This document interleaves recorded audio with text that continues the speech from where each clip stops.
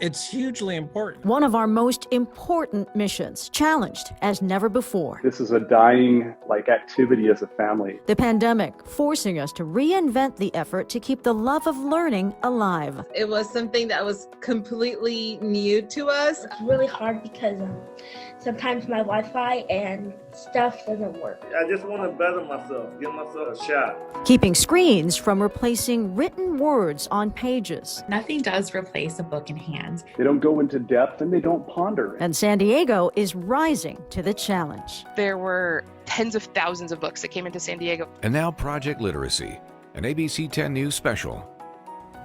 Good evening, I'm Virginia Cha, and welcome to our Project Literacy special. Tonight, we are exploring the people and programs in San Diego working to plant the seeds to grow a lifelong love of reading in kids and adults.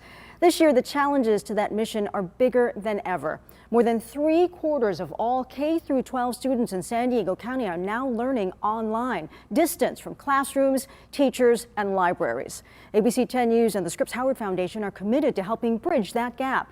Over the next half hour, we will take you inside the work going on behind the scenes in San Diego to adapt to a virtual world. At the heart of the effort is the Council on Literacy. This is an organization dedicated to helping kids and adults struggling with reading and writing. ABC 10 News anchor Lindsay Pena shows us how they've adapted to the pandemic to remind everyone this problem is solvable.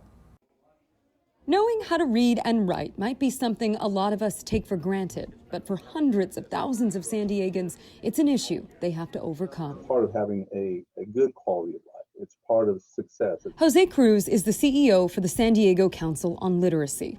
He says they're still trying to simply raise awareness. That many young people are not reading at a basic level. That's news. And so we're still in a way in our campaign still at step one. Experts agree the best way to make a lifelong reader is to start early. Prenatal care, books in the home, reading to children, being engaged in song and dance and playing games. Cruz says many people believe if a child is in school, there won't be a problem. But he says sometimes more help is needed. And that's where the Literacy Council steps in at no cost to families. We're that safety net. We are a network of 30 youth, adult, and family literacy programs.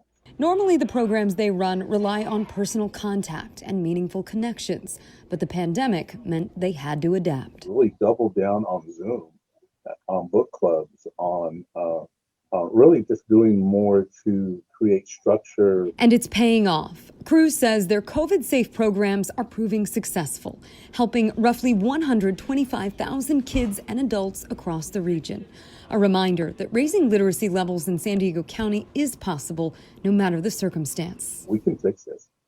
We know what to do, and it's just a matter of making this a priority, raising this cause to a position of greater urgency and prominence in our community. Lindsay Pena, ABC 10 News. The Council on Literacy tells us the demand for help keeps growing. Each year, they serve between 65,000 and 70,000 adults to teach them to read, write, and learn English. Well, how well children read at the end of the 3rd grade can affect the rest of their education.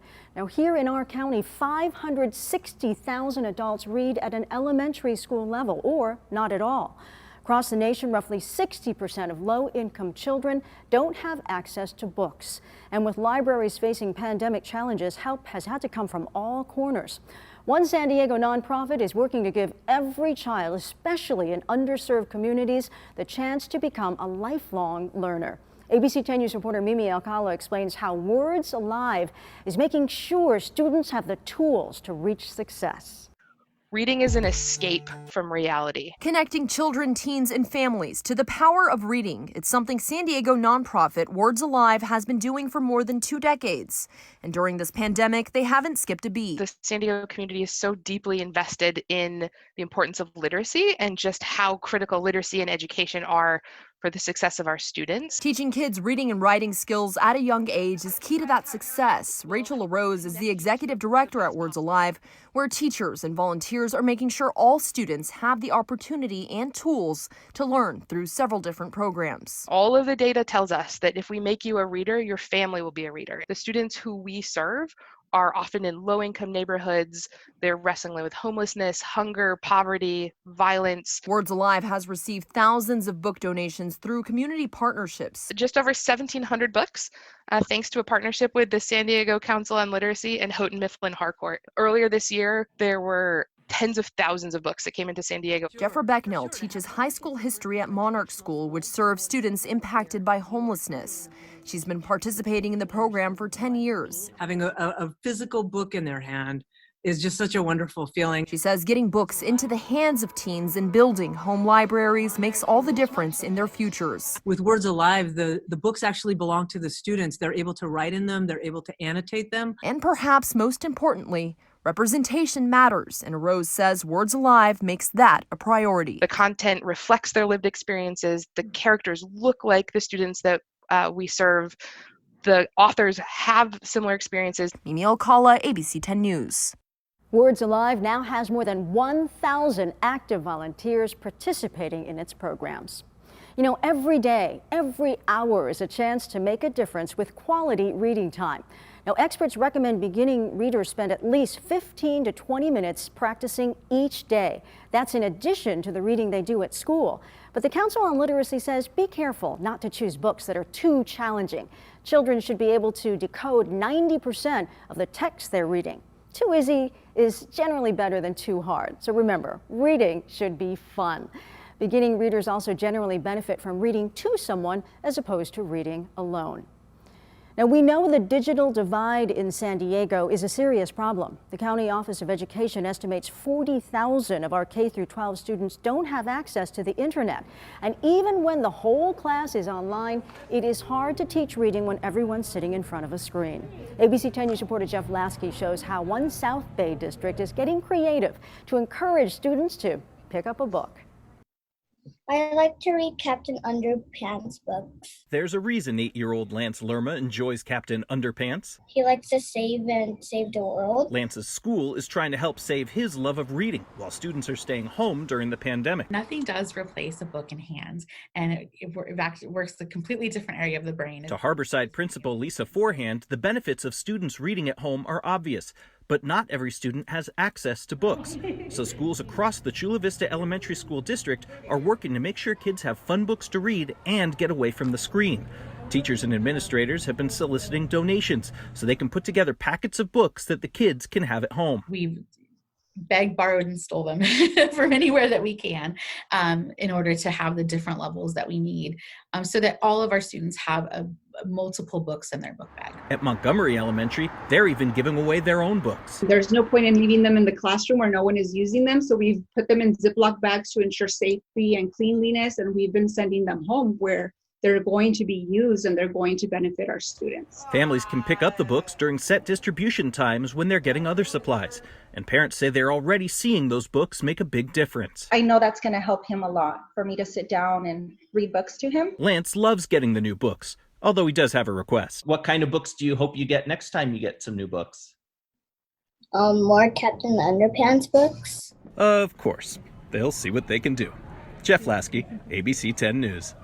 Many Chula Vista Elementary School District students can also check books out from their school libraries. They can reserve the books online, then use curbside pickup at the school. You know, with so many kids forced to learn from home, parents are trying to make sure extra time at home isn't also spent in front of a screen. A San Diego-based author is putting his message of limiting screen time on the page. You know, the attention span is cut in half from just 10 years ago. So that is causing a lot of concerns. But if you have to wait just to turn the page, you know, that's a pause versus scrolling down to the next page. Joshua Andrus is an addiction specialist and founder of Parents Overcoming Electronics. His recent book, Thriving During COVID and Beyond, deals with a number of topics, including how to increase quality family time. He says part of that can include reading physical books, not just electronic versions. Kids are learning how to skim read. They don't go into depth and they don't ponder. And so what we're doing is surface learning, and integration is for the purpose of answering questions correct versus integration for the purpose of deep learning. Andrus's books and other information about how to overcome electronic addiction can be found on his website. And there is a link on ours. Just go to 10news.com. Coming up. And I have a 7-year-old grandson that can read better than me. And it hurts. You know, I'm 61 years old. I'm supposed to be reading to him. A grandfather opening a new chapter of his life by chasing his goal to learn how to read. You can do anything. You know, it's never too late. The local program that helped turn that dream into reality. Plus, a local school keeping connections alive, how they're getting their own books into students' homes. Welcome back. You know, it can be easy to take the ability to read for granted, but there is nothing easy about admitting you can't read, especially for adults. I want to introduce you to a program in Oceanside that has seen great success with adult learners, including a man named Gary, who has overcome so much and is now setting a great example for his grandson. And I have a 7-year-old grandson that can read better than me. It hurts. You know, I'm 61 years old. I'm supposed to be reading to him. But I can't let that get me down. I got to keep pushing forward. Pushing forward is Gary Swimson's mantra. He exudes positivity, but it wasn't always that way. As far as my background, from where I come from, the hood and all that, you know, I made a lot of bad choices coming up.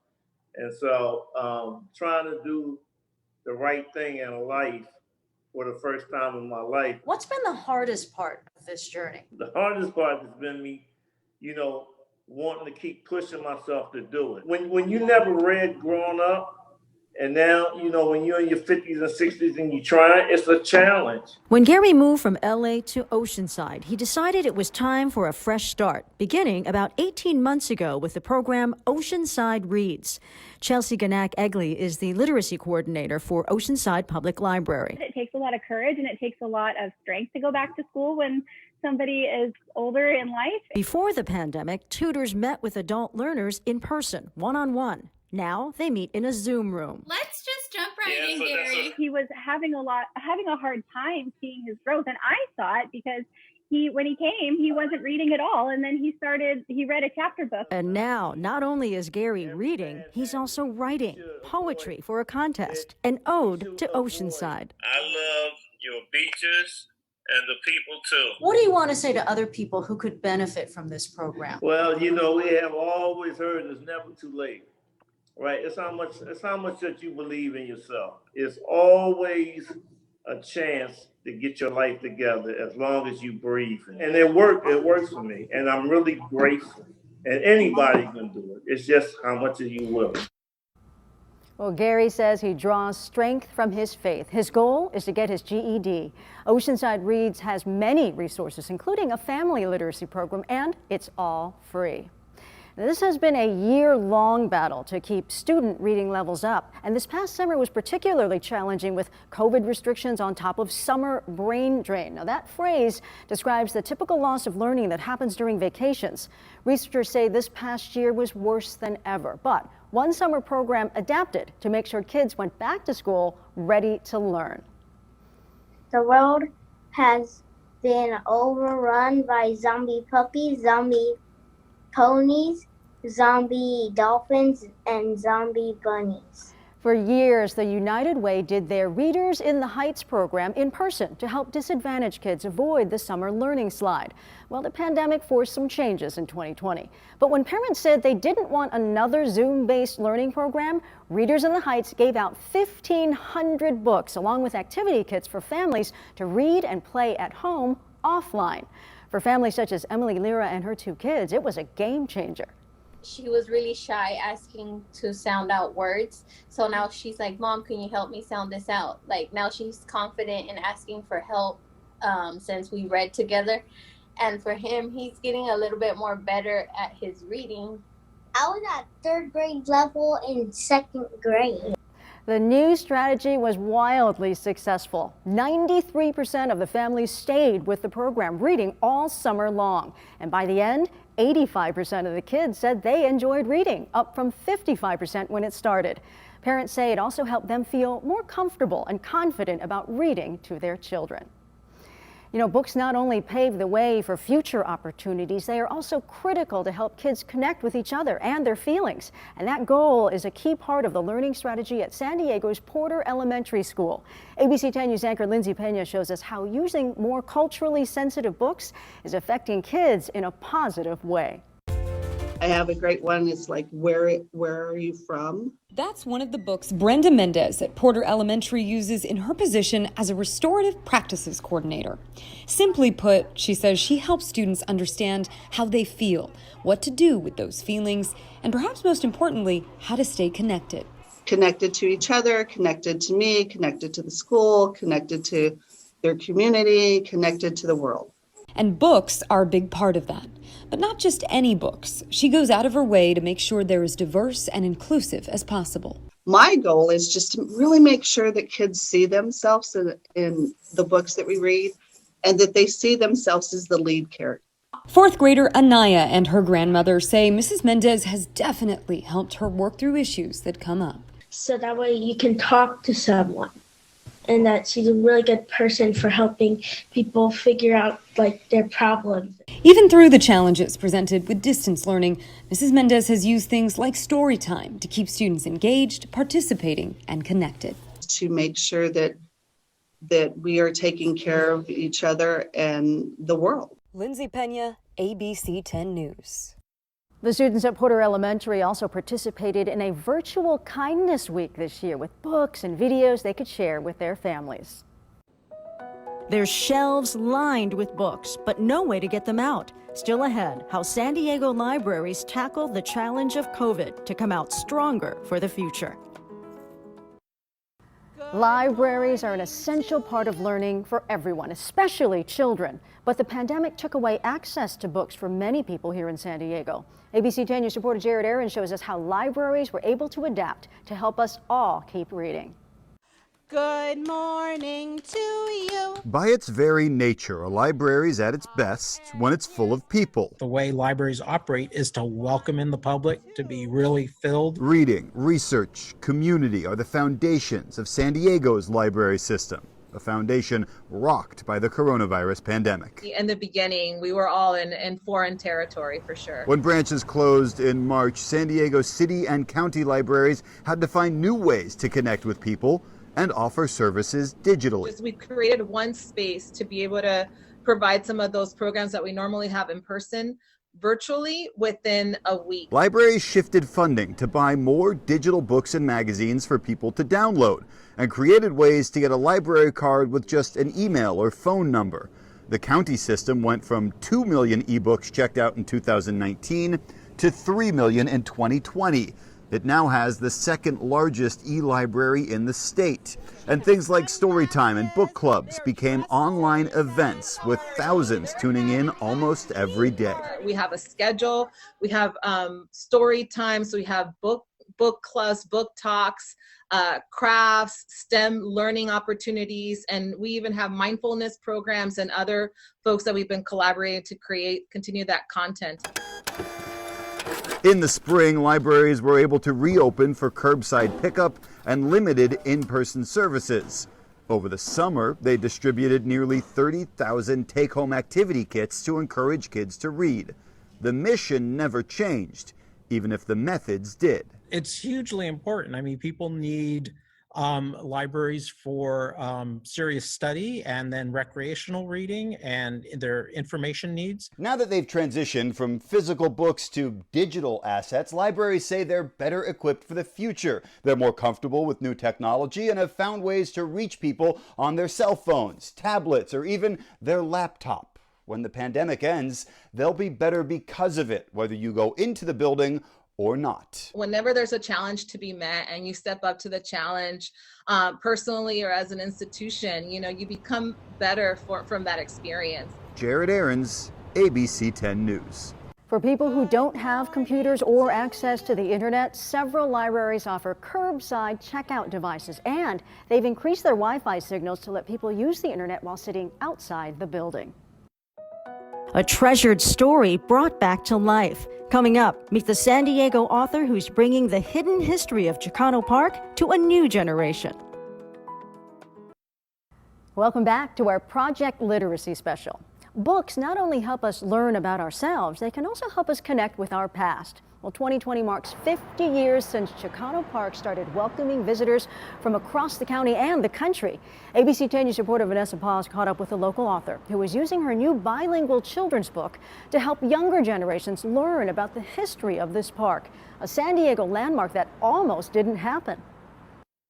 Where the 5 meets the Coronado Bridge, nestled under the loud noise of cars, sits a historic gem, a staple of Barrio Logan, Chicano Park. Always growing, there, new murals that are coming up, new activities. Vibrant art, familiar sounds, and a sense of community is often what you find and feel. I think people feel that energy and they see those colors and they see the images of faces that look familiar to them. Uniting people of all backgrounds, from Hispanics, African Americans, to Latinos and Chicanos in particular. We like to clarify that we are more than that. Yes, we do have Spanish heritage, but we also have Native American and Indigenous heritage. Beatriz Zamora is an author, teacher, and member of Chicano Park's steering committee. Her first visit to the park was in the late 1970s. Music and dance and speakers and beautiful mural art and paintings and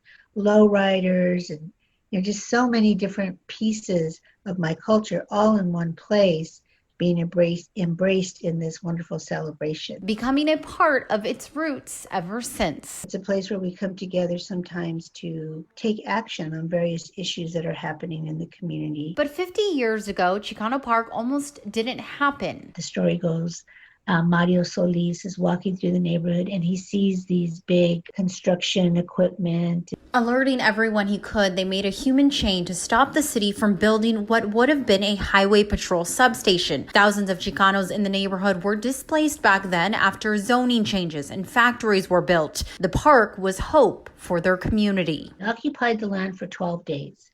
And then they started to talk with city officials and others about them fulfilling their promise to build a park. That story lives on through those who were there and now in a children's book by Zamora. Some of these places and landmarks that they take for granted didn't just happen. It took people coming together who really cared about creating something for the children and something for the future. Titled The Spirit of Chicano Park, in hopes that its spirit lives on. Many of those elders have passed on now, and I do believe they leave a little bit of their energy and their love in that park, and that's what you feel. Vanessa Paz, ABC 10 News. The Spirit of Chicano Park is available online and in stores across the county. Our dedication to the cause of improving reading runs deep. This year, Scripps family members personally donated $200,000 to match employee donations for 2021. The donated books will generate more than 30 million reading minutes across Scripps markets. Thanks to your generosity, ABC 10 News was able to purchase 6,000 books through our partner Scholastic Book Fairs to be distributed at Porter, Montgomery, and Harborside Elementary School campuses in San Diego and Chula Vista. That equates to more than 1 million reading minutes for local students. Over the past hour, we have explored the people and programs around San Diego that are helping kids and adults learn to read. So if you saw something you'd like your child or your child's school to look into, we have a list of resources on our website, 10news.com. Thank you so much for joining us. For ABC 10 News, I'm Virginia Cha.